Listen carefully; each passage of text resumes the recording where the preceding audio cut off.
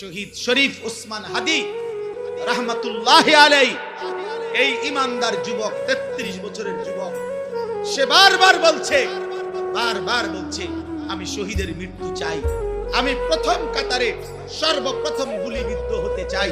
সে বলেছে সে দেশের জন্য আমি আমার শেষ রক্তটুকু দিতে চাই।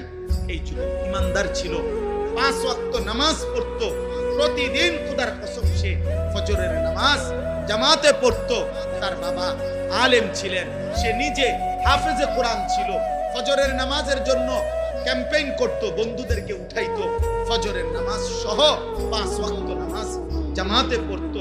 যেদিন গুলিবিদ্ধ হয়েছে সেদিন সে জুমার নামাজ পড়েই এই প্রথম ঘর থেকে মসজিদ থেকে ফিরছিল, তো এরপরে গুলিবিদ্ধ হয়েছে।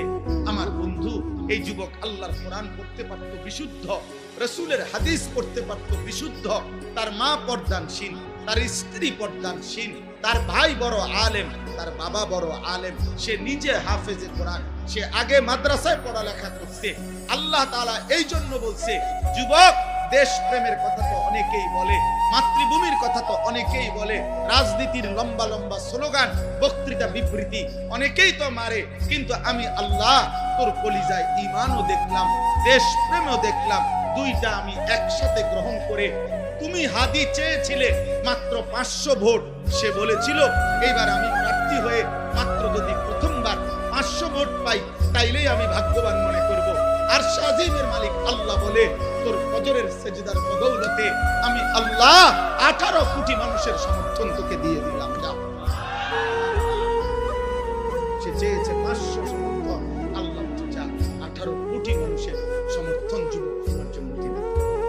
কত হাফেজ, কত আলেম, কত মুফতি, কত মুহাদ্দিস, কত ফকিহ, কত পীর, কত বুজুর্গ, কত আউলিয়া, কত হাফেজে কোরআন, তালেবে ইলম, 90 বছরের বুড়া, 4 বছরের বাচ্চা, সবাই এই ইমানদার যুবকের জন্য অঝরে চোখের পানি ফেলে কাঁদছে কিনা বলো? আজকে আমি তার কবর জিয়ারত করছি, আজ আমি তার কবর জিয়ারত করে আসছি 11টা 11:30টার দিকে। আপনার তখন আরেকটু পরে আপনার তখনও দেখছি অজস্র মানুষ তার কবর জিয়ারত করতেছে। যেই দাঁড়ায় রয়েছে আমি তাকায় দেখলাম সব কাঁদতেছে,